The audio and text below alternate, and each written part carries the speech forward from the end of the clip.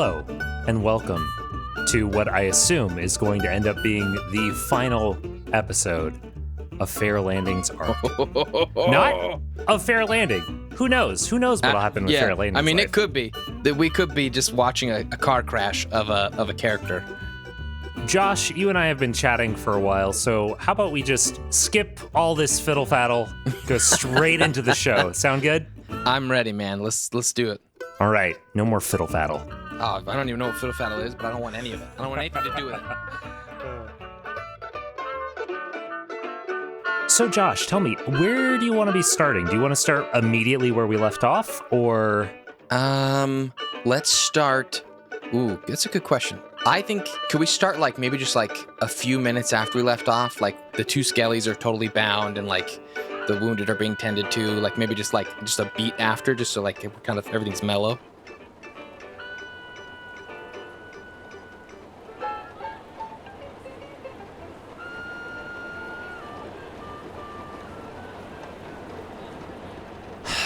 It is a mess in the foyer of the Twain estate, the Twain Manor. There are bodies. Bodies implies death. There's not dead bodies all around. There's people sitting down, patching themselves up.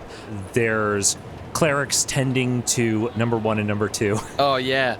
You're going to need to come up with some names. Yeah. We've got the druid, number 1, number 2. There's the remnants of the skeletons out in the sort of doorway, the doorway out towards the hall. And then the 2 captive skeletons have been carted away under your command to be questioned, presumably questioned later. I assume that's what you were going to want to do. Yeah, I would like them to be set up in a room. One of those guest rooms or somewhere else? Yeah, put them in a guest room that's under constant vigil. Gotcha.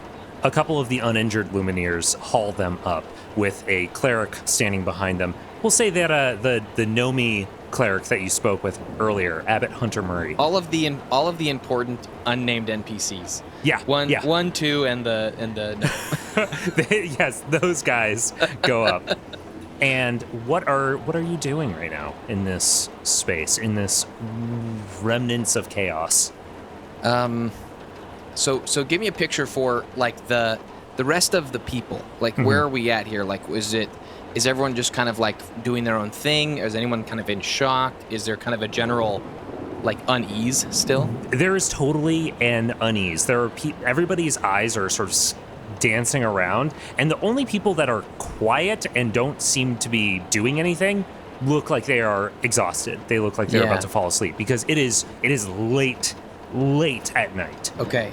So everybody is just exhausted. Even you see Sister Robin sitting over on the stairs, and she is her head is nodding, some crashing from all of the alcohol and coffee that she has been consuming.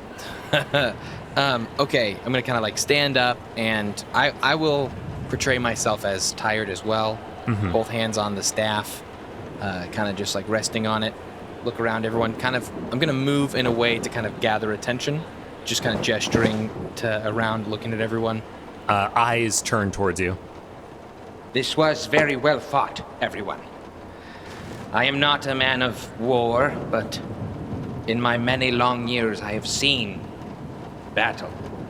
And I can think of no finer group than this. To have faced down such horror as the undead, and to come through it so well. And I would like to roll persuasion to inspire everyone. I was just about to call that. Yeah, just give me a vibe for how enthralling you're being. That was a 21. Whew. Yeah, everyone seems to pick up, stand a little bit straighter. As you're saying this, eyes that are not initially turned towards you stop talking and look in your direction. You command a certain level of respect here, right? You are the person, I mean, on the pure level of you are older than everyone else in this building, you know? Yeah. All right, I'm going to say, there are still several mysteries yet to be solved at Twain Manor. And I believe I have solved them. In my brain. And while I believe what we have just accomplished was an act of great virtue and good, there is but yet a great act of evil among us. Madam Twain. And I'm going to look at her, and I want her to feel like on the spot, because I know what she knows I know. Yeah. And I'm going to say, If you would accompany me to the room of the undead. Yeah, she stands up. She had been sort of kneeling next to some of the Lumineers, and she stands up and walks towards you with her prodigious height. She is towering over you, and yet in this moment feels a little small. And I want to just lead her toward the room where we've moved the captives. And as we do, I will gesture back to everyone and say, Rest up, heal yourselves, eat what food may be available. All will be revealed shortly. And then... yeah. Twain is eyeing you, but like it is a mostly nervousness. You kind of get that's the basic idea you get. She's starting to understand the chaos of Fair Landing. Remind me what your passive insight was. 12. Okay, that's good. Okay, that's what I thought. As we're walking up the stairs, just the two of us. Yes. Okay, I want to say under my breath just to her as we're kind of going to the room. To be clear, I have not forgotten of your terrible deeds, madam, but you are not without the possibility of redemption this night. I understand, and she appears to be at a loss for words. Very, very much like wants to say something to put her at an equal level as you, but also you kind of get the vibe that she feels she's in a precarious position. Ooh, okay, I'm gonna send it home. We reach the top of the stairs. Are we still kind of isolated? Nobody near us? Okay. Yeah, you're at the top of the stairs. There's the hallway down to your right that goes towards the bedrooms. I'm going to put my arm around her and lean in and say, there was no spirit that killed. I forgot his name. Lord Frederick. Yeah. There was no spirit that killed Lord Frederick. And you are not the only murderer in our midst. Her eyes get very wide, and you feel her tense up and pull away, but not. And then I say really loud, I go, Ease, my dear madam. We are safe now. And I say it really loud to kind of like show that as if like her tension was about being afraid. All right. Everybody, like he said, go have something to eat and then find somewhere to rest, please. Now you know my secret, as I know yours. Yes, I see. That is the case. I want you to be aware that I also am quite adept at removing whatever might be in my way. Roll me an intimidation. You're gonna have advantage in this situation, I think. Okay. All right. Intimidation 16. She got a 10 wisdom against that. I understand. I understand. Yes. How about we go speak with these She is thrown. Roll me an insight. There we go. Oh, I don't have great insight. 14. But I rolled okay. You get the vibe that she is questioning right now how much of this night you were responsible for. like okay. Is there some plan that you have been concocting and like all of this was you? That's exactly where I want her to think me to be. So okay. Excellent. He's feeling more and more confident by the minute that he's and I want to exude that confidence. Cool. So when we reach the room, I assume there may be some Lumineers guarding it. Lumineer, one of the yeah. Lumineers is standing My in front of the boys. door. Yeah.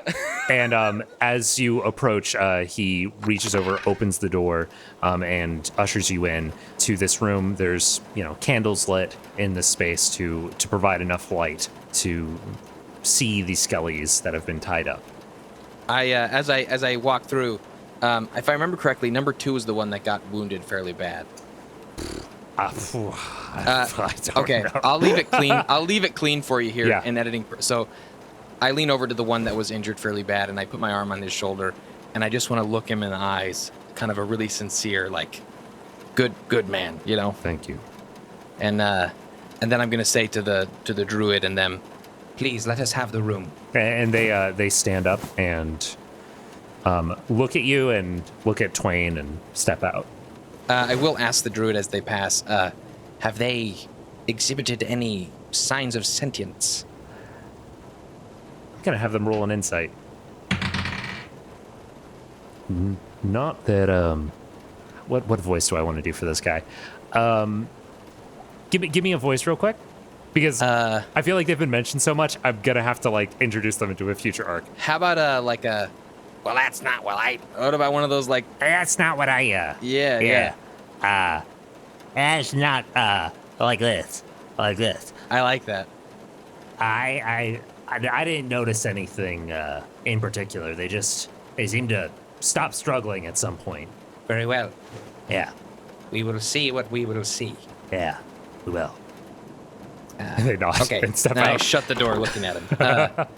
All right, I would like to then turn around and step forward in front of Lady Twain to be between her and the skeletons. Okay. And I would They're like to... sitting on 2 chairs in the Oh, middle yeah. of the room, and they are clearly bound again to these chairs. Their arms are bound behind them. They are wearing those rags, that chainmail, but their weapons have been removed. So, and at this point, they wouldn't be held anymore. So are they kind of manic, or are they resigned? Roll me an insight. Maybe you'll do better than what's his name? An 8. They are not struggling. Okay. They are definitely moving every once in a while, but you can't really get a read on. It's not like gnashing teeth and No. scratching at the spines. Okay. They definitely seem like they're behaving much more relaxed and much more passive than they were any other time you've seen them. Okay. I'm just going to keep my eyes on them, but talk as if I'm talking to Lady Twain. There are 2 cases in which I think these creatures could operate in the manner that they have tonight. Either there is some form of sentience within them, or there is a greater being behind this. I'm going to kind of lean down to look one of them in the eyes. Roll me another insight check. There we go. 14. When you said a sentience within them, you noticed one of them, the skull, sort of jerk towards the one on their left, and then jerk back towards you. Okay. They seem I'm to gonna- register what you have said. I'm going to play it off like I didn't notice that. Okay. And I'm assuming the one that jerked wasn't the one I'm looking in the eyes. No. Okay, so yeah, I'm going to keep my eyes on this one. The one and- that's and looking that you were looking at the eyes, the skull is locked on you. Okay. Were I to let one of you go free, would that be agreeable? You see one of them, their jaw slowly begins to move as if they're speaking. And then the other one kind of shakes a little bit, like they're working at their bonds. And then both of them stop moving very suddenly. What are you... What is going on? Are you trying... What are you thinking, Abbott Landon? see here.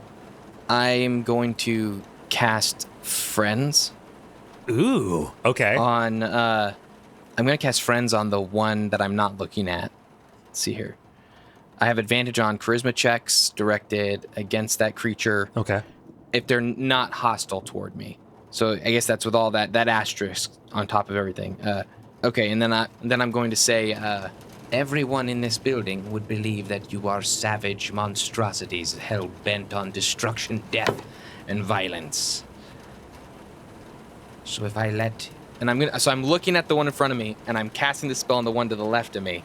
Yeah. Just to be clear. As you were saying this, the one in front of you is like, you can see their posture like raising as if they're getting very tense in response to what you were saying. And I'm going to say, If that is true, then when I release your companion, it will leap upon Madame Twain and rip her into shreds. I don't know if you the should. slice of my sword, I want to cut the binds of the one to my left that I cast friendship on. And my intent that I'm trying to do here, I want to cast, I guess, persuasion. Persuasion to get them to prove That they're not monsters, not just rip her to pieces. Gotcha. Okay, roll me that persuasion. Yeah, but this is both to learn something about them and intimidate or accidentally kill Madame Twain. Okay, persuasion 14. 14. Okay. As you do. Oh wait, I have advantage. Oh yeah, you do. 14 again. Okay. As you swipe through, I don't know if you should. Lulabelle backs up against the door, thuds against the door, grabs the handle as the ropes, the bounds fall, and the skeleton that you've cast friends upon reaches their hand around and sort of seems to be like stretching their wrist and does not move. Stays where you have told them that they should. Hello. You see their mouth move as if they're talking to you. Yes, the lack of vocal cords would make it difficult to speak. They kind of tilt their head. I'm going to put a hand on my chest and say, I am Abbot Faer Landing. And you see their hand slowly raise to their chest and touch against the rags and chainmail, and you see their jaw move as if they are saying something to you. And then they reach out their hand to shake. to shake my hand? Yeah. Oh. This is the one you have cast friends upon. Yeah. The other one, you see as they do this, the other one, you see them kind of like shaking on at the bonds that are holding them in place. Yeah. But they aren't going like rabid. They're just kind of like, oh, I don't know about this. I just to be clear, because this is kind of throwing me for a loop. Yeah. Are there two personalities here? Like I was not anticipating unique. Roll me an insight. Okay. Critical fail. Whatever. I'm not going to tell you. Oh man, the player in me is going crazy. All right. Screw it. I step up, looking the skeleton in the eyes, the one that's standing, and I'm going to shake its hand. And I will rest my offhand. I'm gonna say at this point my staff is probably leaning against the wall, and I'm gonna rest my offhand on where I have my dagger tucked in my robe as I shake their hand. They take your hand and they shake, and then they release your hand, put their hands on by their side, and you see them gesture to their friend that's in the chair, and you see their jaw moving as if they're saying something about them, pointing towards the bonds that are holding them. You see, you did still attack us, my friend, and well... As soon as you say that, you did attack us, their hands go up, and you see their jaw moving again very, very violently, as if they are reacting very strongly to that statement. Peace. And they calm down. And then I'm gonna turn so my back is to them. Okay. I want to display some sense of trust in this sentient creature. Ooh, okay. And I want to stare down Madame Twain with like as much self-righteous indignation as I possibly can muster, and I'm going to say, How long were these beings kept in your basement? I swear I have no clue how they got there. You will not lie to me any longer. And I want to cast thaumaturgy and make all the lights dim. Oh, sweet. And roll me intimidation. 15. 15. You see her slide down the door and then like plop on the ground. A mixture of fear at you, fear at the situation, and just exhaustion has overtaken this person as they're sitting on the ground. And she says, I swear, Abbot Faer, I had no idea they were down there. I don't know how they got down there. Why were they in the basement? And do I feel like she's being honest? Roll me an insight. That critical fail. My insights are just the worst. Do I want to? Something I've sometimes do. I sometimes think about doing, which works fun for a person who is okay not metagaming. How would you feel about me telling you the exact opposite of the truth, but saying that Faer believes it 100%? So you, Josh, know. Oh, yeah, go ahead. Okay. I'll take that. Yeah. No, that's cool. You are 100%, you feel 100% certain in this moment that she knows exactly why those guys were down there. Oh, okay. And then I'm gonna. I'm sorry. I'm gonna lean down to the one that's still bound, and look at them. I'm gonna say, "All right, my skeletal friend. 2 clicks for yes, 1 click for no." I'm gonna kind of like clamp my mouth. Their head like tilts as you're saying this, but then they nod. And the one that is bound, their head is going from like just snapping between all three of you. Like, what is happening right now? I'm gonna say, if I release you from your binds. Oh, you're talking to the one that's bound right now. Yes, I want to talk to the one that's bound. Okay, gotcha. And because the one that's not bound seems to be chill. Yeah, they're pretty chill right now. The other one, I'm just gonna say, to be completely honest, without any further knowledge about these creatures, I'm half assuming that there is a sentient being manipulating them. Okay. So I'm half doing this in ignorance and just, stumbling my way through. That's. But yeah. I'm gonna look at the second one, and in Fair's mind, he's talking to the same being of whatever is controlling them, and say, if I release you, will you behave peaceably as your companion here? Their head snaps towards the companion, snaps towards you, snaps towards Louisville on the ground, and they slowly and then more quickly nod. I shake my hands. No. 2 clicks for yes. Oh. 1 click for no. And then I chomp with my mouth. They pause and then they click twice. Awesome. We have established communication. Okay.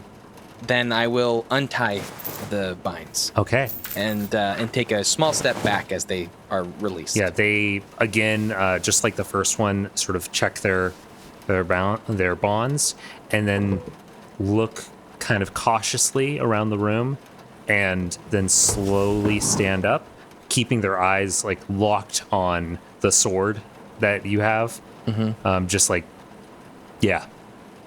Okay, and I'm going to look at both of them and say, if you wish to avoid the fate of your fellows this evening, you must obey my every command. The one that you cast friends on, roll, It's chomps, like, yeah. chomps, yes. The other one, I feel like they're going to say yes no matter what, but roll me an intimidation to see like how confident you are that they are not just like playing along, 14. 14. They like chomp pretty quickly. They No hesitation. No hesitation. They seem to be going along with what you were saying at this point. Yeah.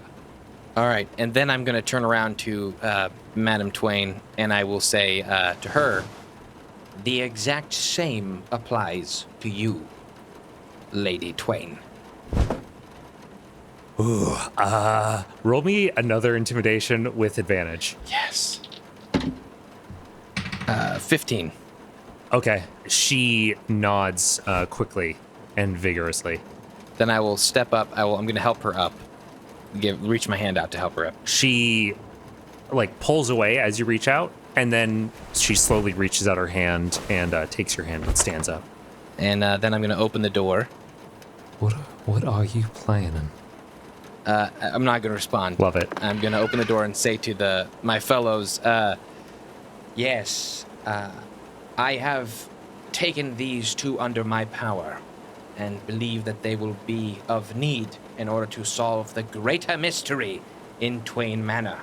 As you say that, the Lumineers like stand to attention and are very, like, they look uneasy, but the unease seems more directed at the Skellies than at you.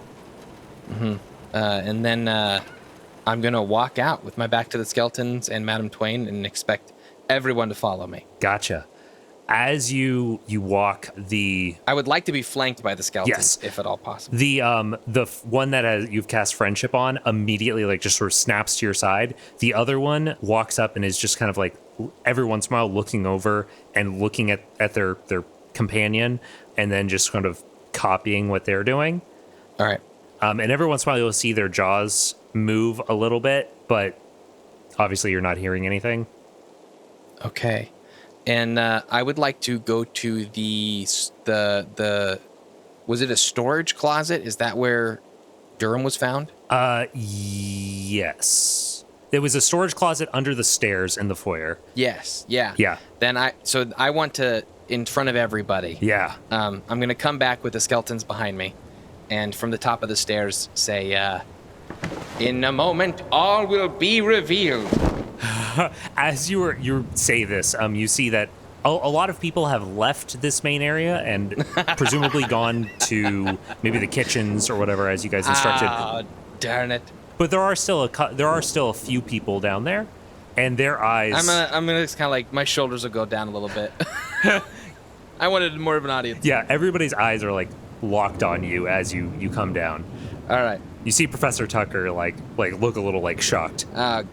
I'm so glad that you're here. All right. Forgive me. It's the stress of the evening. What is happening over here? Professor Tucker, I have this well in hand. Oh, okay. My power of the divine arts is so great that I am capable of even taking control of these creatures. Oh, all right. Well, Take me to Durham. And I'm gonna open my eyes really wide. you want me to do that? Did you not prepare his death space with words? Yeah, I suppose. Okay, let's go. His eyes are like darting between the two skellies, like he is very on edge because of them. Looking around the room, passive insight's 12. Yep. Looking around the room, you kind of get the vibe that most of the people in here are tired or looking at you with a little bit of like, oh, wow, okay.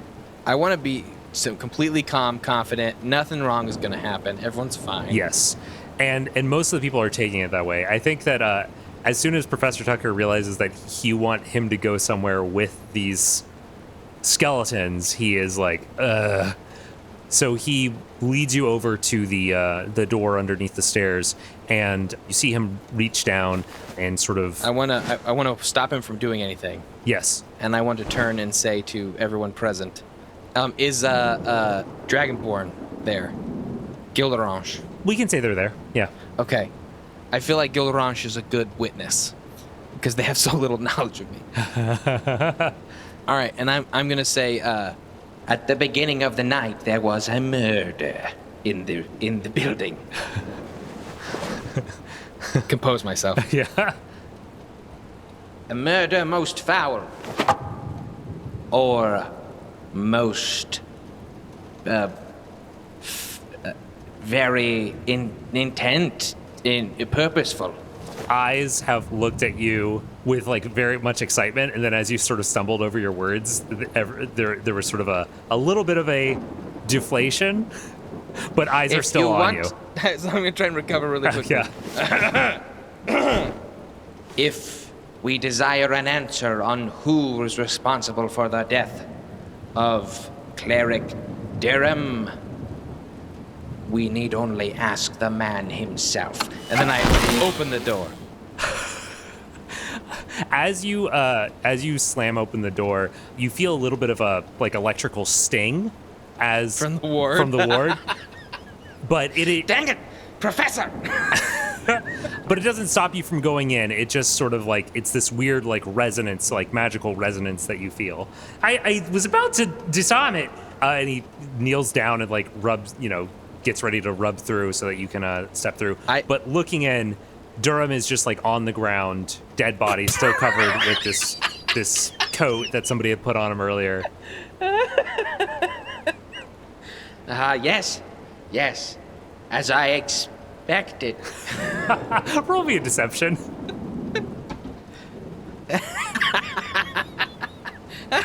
That's either 25. 25? Yeah. Okay, nice. Yeah, people believe you, I guess, somehow.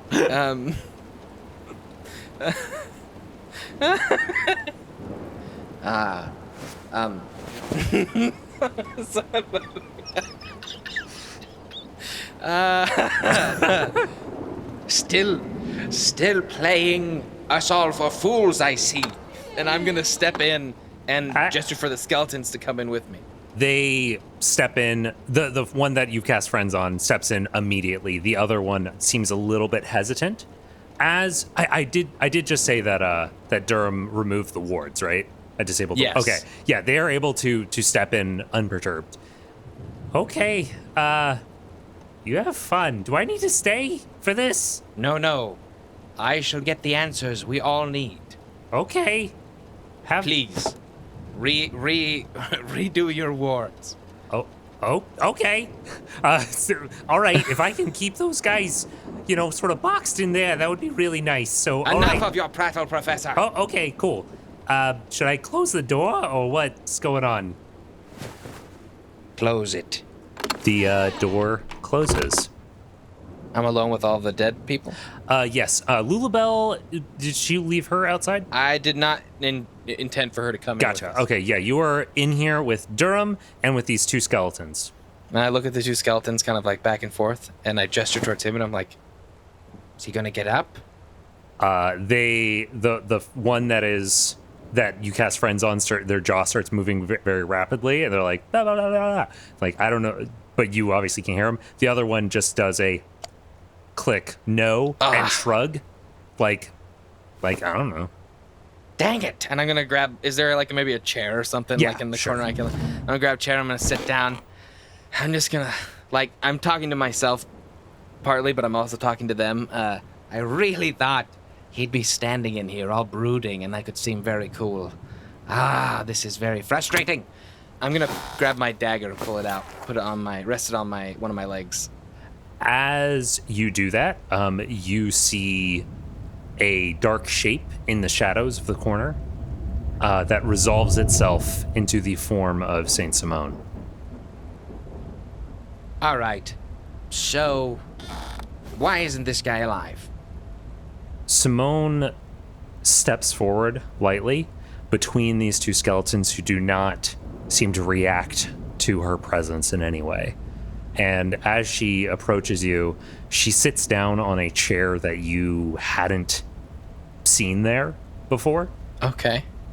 I'm getting flashbacks to like when I was really young. Yes. And she was lecturing me, or like I tried something and things weren't working. What do we know? We know that this guy is a cleric or priest of the untimely death. We know that Frederick had some kind of stupid plans for power. There was a painter here. I added a mustache to your image. That was something. We did a pants check. There are still several people missing. I don't know where everyone is. We know that Cleric Durham was killed by a very old weapon. They had weapons like his, like the dagger that killed him. You guys, the boar. And I'm gonna look at them. They, the one that is not charmed, sort of steps back and is looking between you and their companion. You kind of get the vibe of nervousness at you speaking to the air. That is correct. We know So also, there's an undead among us. we know that Cleric Durham was, by some people at least, known as a necromancer. We also know that there were rumors of necromancy to the south. We know that Lord Frederick knew something of all of this and planned to benefit from it. She pauses and looks at you to see if you're processing this information. You kind of get a very much a mentor vibe. Yeah. We know. Go ahead. No. She looks like she's about to continue, but then sees you thinking and pauses. With my understanding of just the geography, was there anyone who came aboard Frederick's ship that was from the south? Roll me a quick. Actually, no. This is such common knowledge. You would not need to know about roll for this. You're 300 years old. You would know this. Cool. I also have the background of I have the sage background, so Yeah. I have the researcher feature. Yeah. You will say that some of the clerics and priests you think might have come from the south, but they're only people that you've already eliminated from any sort of involvement. You know that Cleric Durham, as a person who's operating at Mount Rena, is far to the north. You also know that Auguste Gilderange... It was north where the skeletons were, or is it south? Skeletons were to the south. Okay, that's what I thought. The rumors of skeletons were to the south. Okay. Cleric Durham is from the north. Okay. And Professor Tucker was also from the north. You also know Auguste Gilderange is from the Salton Sea, which is to the south. Salton Sea is to the south? Southwest, yeah. Okay. Yeah. She is still waiting as you're thinking over things.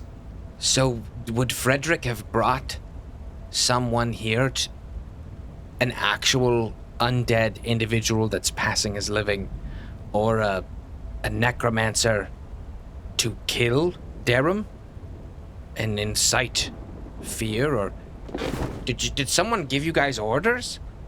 They look back and forth, and you see them both sort of weighing what you're asking, and then they click one time no. The heck? And also a bit of a shrug, like a soft shrug. You see what I'm working with here, Simone? Mm-hmm. I don't know I don't know what you want from me. I'm kind of gesturing to the dagger in my hand, chaos. What I want is... She pauses for a moment and seems to weigh things in her mind. I want the opportunity to work with you. I just want to make sure that you have a long and successful life. Very well. I would like to see Congress Monastery brought to its knees. She smiles. And there is no better place to do that than within. As you say that, what's your passive perception? Perception is 15. 15, okay. You notice the skelly that's not charmed takes a step back and is going to turn and try to grab onto the door. It's warded though, isn't it? Yeah. As they reach and grab it, their hand, you see a shine, like a shimmer, and their hand bounces off and they kind of get knocked to the ground, get knocked prone. And then they scramble up, and you see their mouth moving as their head snaps between you and their companion, who is still charmed and is looking between the two of you, just kind of like slowly looking between the two of you. And I will say, friendship isn't like an infinite charm, so it will wear off here. Okay, they probably kneel down and are like helping their friend, like trying to sort of calm them down, is the vibe you get. I understand that this whole arrangement we have, I'm gonna like kind of stand up and look at Simone, is mutually beneficial, and you're not gonna do everything for me. I get it. Mm-hmm. Can you help me communicate with these freaking things? I say there's clearly two separate identities. There's not some grand wizard pushing the strings. At least if they are, they're either incredibly good at acting or deranged. What would she say to that? Remind me what your warlock subclass is. The great old one. Yeah. Oh, hold on. What is this? What is what? You can telepathically speak to any creature you can see within 30 feet. Well, look at that. If it understands at least one language. Awakened mind. It's one of the features of the great old one, I think. So you have never used this in game. So what we're going to say is she reaches out and touches your forehead, or just sort of pats you on the head. Don't you just love it? Don't you just love it when a player's own ignorance of their abilities ends up playing into the story so well? All the things I could have done with that. Yeah. She stands up next to you and smiles and pats you on the head. Speak with them yourself. Then steps away out of your vision. All right. Hey, I don't understand. Wait, am I hearing things already? Yeah. If you want to. If you don't want to, then... Yeah, no, okay. I want to open my mind up to speaking telepathically right away. It's okay. Just go ahead, calm down. He's just having a little conversation with himself. There's no big deal. I don't know what's going on here, but that guy is going to get us killed. I don't know. I'm not going to get you killed. And I'm going to turn around and look at them, speaking without my mouth. He has been able to hear us this whole time, and he's made me do that freaking chomping thing? What is this? Oh, no. I'm sorry. Forgive me. Absolutely forgiven. You do not need to apologize for anything. I release him of the friendship spells. Like, this is getting rather frustrating. Whoa. You see them kind of like reel, kind of shake a little bit as you say that, as you release them. I had you under a spell to make you more cooperative. Okay. Could you please explain? Well, now that we are here with this dead body, could you please explain how we got here? Oh my gosh, you're sentient. And there's two of you. You are different people. Yes. Yeah, we're different people. Could you, but you hadn't answered the question. How did we get here? Why are we wearing these things? What is going on? Hold on. You're asking, why are you an undead skeleton warrior? What the hell are you talking about? Hell indeed. Is there like a mirror or something that I can like... Sure, we'll say this is a coat room. People can get like ready here, so there'll be like a full-length mirror that's okay. has maybe a coat hanging off of it, blocking the vision. Yeah, I remove the coat and point them toward the mirror. Yeah, it's just... What are you talking about? It's just us, you, dead body. What's the deal? What are you trying to... You're a dead body. You're a dead body. He's a dead body. You're a dead body. I'm a living body. Why I'm a are we breathing here? body. Why can't I go out? Do you realize you don't have a tongue? What? And then I open my mouth and... I have to agree with my friend here. You see their mouth open, and they seem to be, waving their head around. I have a tongue here. What are you playing at here? You mean you're alive? Yes. I don't... Do you know what this guy is doing? Do you know what his deal is? No, I don't get it. I don't get what's happening. Why are we We're here? talking telepathically. I can hear everything that you're... His mouth isn't... You're Holy crap, your mouth's not moving. It hasn't been moving this whole time. Okay. Okay. And I kind of snap my fingers. I'm like, Work with me here. All right. You think I'm undead? What? No, the dead body on the ground underneath the coat. The one You said I'm a dead body. No, the dead body on the ground. Right there. He points to Durham's corpse. so what? And I'm going to pick up the corpse and gesture it. I'm guessing the head kind of lolls. Who is that?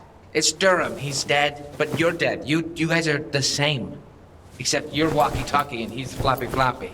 I don't know what your deal is here. I don't know what your game is, but this is... Okay, this is what I want to know. Why are we in this mansion? What happened? Why are we here? Why were there all of those skeletons out in the foyer? Why were all... What? Like, what is happening? You're the skeletons. You're a skeleton. And I kind of bonk him with my cane on his skull. I'm gonna have them roll a quick wisdom check. He just bats your hand away.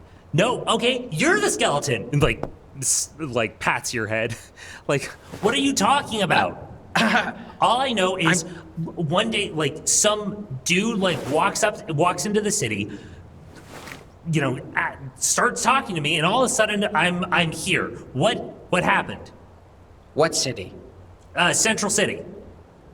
Central City? Yes. The Royal City. Royal City. Some dude. Describe the dude. Tall, Tall. Maybe 40s, mid 40s, blonde, graying hair. Yes, Kind of yes. built. Kind of a douchebag voice. What, I don't know. Dressed in robes? Armor? Yeah, he had chainmail, like this. And he holds up his hand. Like this, like chainmail. Chainmail? You would remember the Lumineers all have chainmail on them. Yeah. Was Frederick? Was he tall? And does he match that description? Yeah, he's tall, blonde, graying hair. He matches that description exactly. Excellent. Some dude was Lord Frederick. Was? Okay, here's the situation. This guy shows up, and I guess I go to sleep or something. Wake up here. I don't know what happened. Wake up here. Don't know how much time has passed, and now I'm dealing with this. What is? Ah. I'll also point out you do not recognize the name of the city that they mentioned. Central City? Yeah, I don't recognize it? you do not recognize it. Central City, Royal City, same thing. So that's not the circle. That's not where Congress Monastery. That's not Central City. No, that it would be Cirque. Cirque. Yes. What? Hold on. Where is this located? In the circle. The what? Hold on. Did either of you ever break your bones as a child? Yeah, I broke my shin bone. I kneel down really quickly, pull up his pant leg to look at the shin. You can see sort of a seam kind of thing where it had broken and healed. Oh, my friends. You're dead. Gonna have them roll a wisdom check. As you say that, the one that you had cast friendship on before is watching this all happen, and their eyes... What are you looking at? What is this? What are you talking? What happened here? What happened here? What did you do? What did you do to him? I did nothing to him. You're long dead. Whatever city you're from, it is before the loss, before the wall. They kind of sit down, collapse on the chair next to you as they're looking at their bony hands. The other one is still standing and kind of steps back from you and still... I don't know what you guys are talking about. but I'm done with this. I'm done with this. And they walks back over to the door, grabs the handle again, and gets knocked backwards again. Why does that keep happening? It's because it's warded against the undead, and you are undead. Either you are undead, or you're a time traveler. I don't know what time traveler means, but I'm not. They look towards the other one. They just sort of cut off, and their hand slowly goes to the ground, and you see them sort of pull their knees into their chest as they are looking at their hands and looking at their friend. All right. You both just became infinitely more valuable to me. So I'm getting the sense that Frederick somehow got them here and equipped for combat. And I'm almost there's a good chance now that he's the one that killed Durham. So I'm fairly certain I understand the mysteries of it all. But I'm honestly, as a character, like the ability to learn about the past and all the forgotten things is just insanely valuable to him. Yeah. So like in his mind, like before the priority was somehow get a good foothold within Congress Monastery, at this point he realizes like what he can gain from these two is enough information for everything. Like it's absolutely everything. And so like the game just changed for him. Like it's like everyone in this house could burn so long as I can walk away with these two and the knowledge that they have. So I'm kind of like, that's what's hitting him at the moment is like I have to eventually come out of this storage closet and make a big thing with everybody, but like I'm also scheming. So in the storage closet, I'm gonna look at my two skeletal friends. What are your names? My name is Oren, and this is Degard. Oren and Degard? Yes, Degard. Degard nods to you. All right. Well, Oren and Degard, we are going to become good friends. I know that your world as you knew it has left you behind, but I leave nothing behind.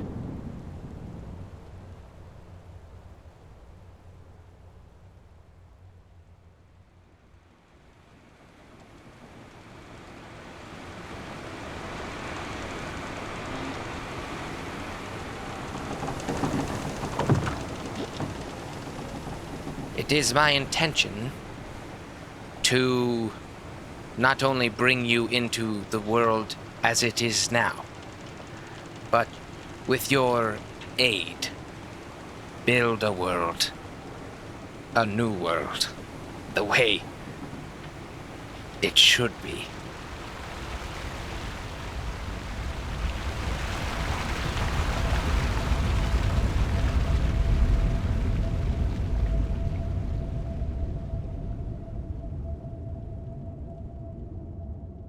If I could have an ending shot for Fair Landing, it would be him sitting on his bench in the Abbey eating an apple, and then you pan out and you start to see like a whole host of like almost a small army of like with people wearing lavender armor and the skeletons kind of like at my sides as a little like I'm now getting like an actual like zealous following. Yeah. Would be the idea building up at the Abbey with the intent to make my way back to Congress Monastery.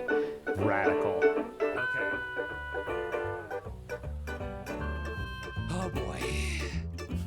Oh boy, man. You told me I've made a villain. You told me from the start of this that you wanted to do a villain, and I So I knew this coming in, but boy, oh boy, boy, oh boy, this is gonna be fun to play with. It's so, like, somehow I always expected it to either go like full chaos wacky or go full dark, and somehow I feel like I've been walking that fence the whole way. Like, there's some really dark stuff. I feel like you were so close to like just full on self-destruction several times over this arc. Oh man, it's wild.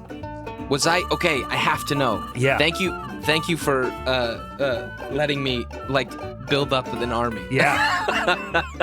This is what a great way. Like, this is one of the most fun characters that I get to stop playing. Yeah. Boy. One thing I want to say for listeners, you obviously do not suddenly have control over like people all over the place, right? Like you do not suddenly have full control over the entirety of like all of the Church of Lumen, that sort of thing, right? No, and no, like my intent would be that these guys aren't even of the Church of Lumen. Gotcha. Anymore. Like my intent would be that they're now like part of this new thing. Yes. And I'm going to be using. I'm really getting into it. Like, essentially, Faer now has an access to knowledge about the world before that nobody else has. Yeah. Which means he has access to magical knowledge, like God knowledge. That's, if used correctly, that's a huge leveraging tool to just give him divine inspiration and have it proven. And so the idea is that he's essentially trying to make a new Congress, like a new Congress monastery, but it's small, of course. It's like there's, I would say, like not even more than like a dozen or so of those like fully armored individuals. But I like the idea of it being more like you're now following your like clerics of Faer. Like that's the. Oh my gosh. Oh, okay, I'm really nervous. Okay. Thank you again so much for coming on, Josh. This has been great. This was so much fun. Holy cow. Jeez. Man. If you've... Thank you for inviting me. Yeah. I feel like I'm just going to go back and forth thinking. If you've enjoyed this arc, if you popped in because you know Josh from one of his other shows and you've had a good time here, please go back, check out one of the other stories. We have to know who Frederick was. We need to know these other people. Oh, you'll freaking find out. If you go back and listen, you will find out. I'm excited because if this is where you're starting, it's like I feel like there's such a deep well of lore out there. Yeah. So it's gonna be fun retroactively, like going back. Yeah. Well, anyway, it's about time we wrap up. So unless you have anything else you want to mention, Josh, I think it's about time we pitter-patter on out of here. Let's pitter-patter.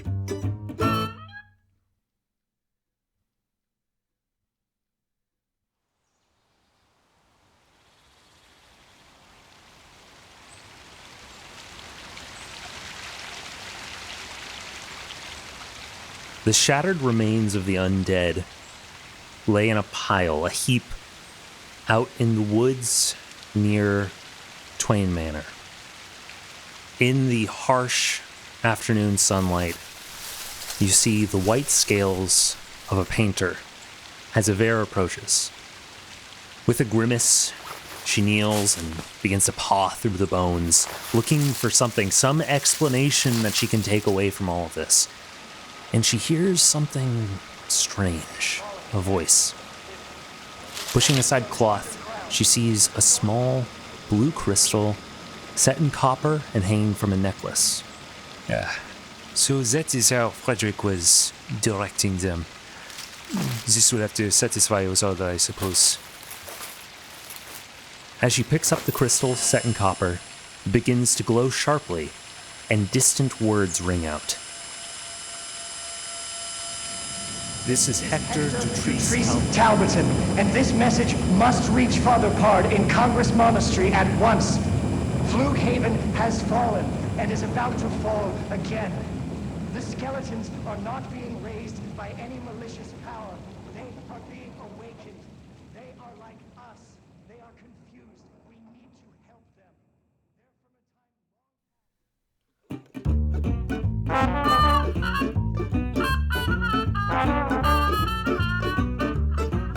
Thank you to the Joy Drops for the use of Not Drunk as our intro and outro music. Thanks to all of our guests, and thanks to you for listening.